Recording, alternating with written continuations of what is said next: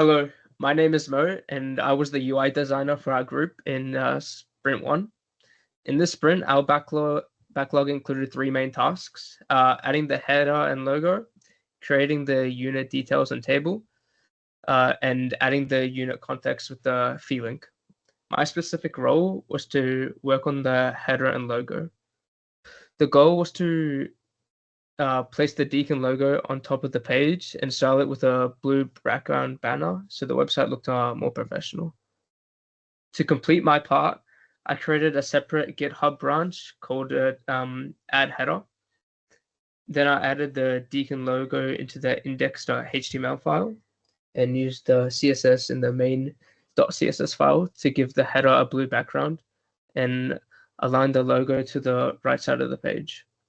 Once I was happy with how it looked in the browser, I pushed my changes into the GitHub and merged them into the main branch.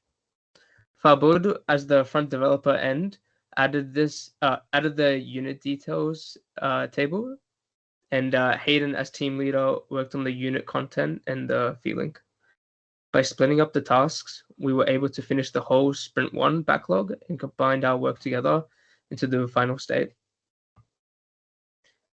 As a team, we mainly use Instagram messages to stay in touch with each other and share updates. We also use Trello to manage our sprint backlog, moving tasks from to do through done as we finish them. GitHub was the main tool we used for version control, where each of us created our own branches before merging them into the main branch. Finally, we used Microsoft Teams just to record our demo videos, and these tools kept our group organized and allow us to complete Sprint 1 successfully.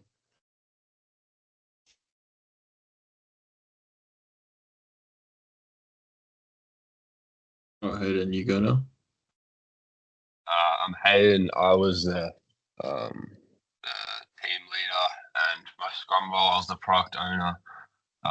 Mo, as you've already heard from me, he was the UI designer in the GitHub task and the Scrum Master, his Scrum role. Farbod was the front end developer and a development team member as his Scrum role. Our user stories, we all came up with one. Mo's was, as a website designer, I want the page to be visually on brand to attract students and parents. And that related to the task of designing and developing a new modern homepage that represented the Deakin University brand. And his task, as you already explained, he added a header that was blue and the Deakin logo. Farbod, his user story was, as a parent, I want to be able to access key information such as unit information easily, so I'm sure my child is enrolling in the correct unit. That related to the task of populating and displaying detailed information about undergraduate, graduate, and research programs, courses, and units.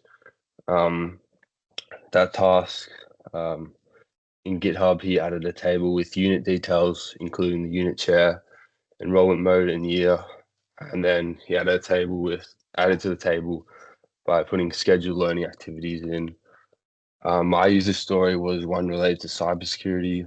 It was, as a student, I want to view my enrollment and fee page securely so that I know the information has not been tampered with.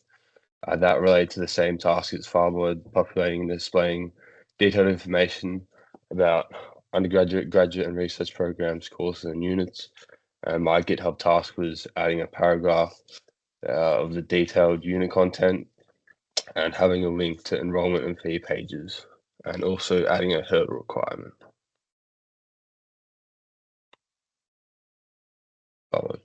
Okay, so my name is Farbod, and I was the front-end developer. So the challenges that we faced, one of them was that in this early stages, we didn't know what we should do for the user stories, and it was really vague as like something like make the homepage, and we weren't very precise with it. But later down, we broke it down into clear user-focused goals, which helped us track tasks better. And then another issue was time management. Because of all the different classes we had, it was kind of hard for us to, at the beginning, try to get something to work. But with Instagram and other methods, we came down to it and we did it. As far as the privacy concerns go, we discussed how sensitive student data like enrollment and fee details must be protected. So we plan to implement secure login pages with session timeouts and consider how to reduce unnecessary data collections in the student portal. One of the security ones was that common web application threats like script attacks and just sanitizations was something that we had to look into and make sure that it all looked fine. And as far as accessibility went, everyone reviewed the visual design to ensure color contrast like meets the normal standards, and we just made sure that the fonts were okay and that the labels were all clear. As a team, we agreed it's better to deliver features securely and ethically, even if it takes more time. Thank you.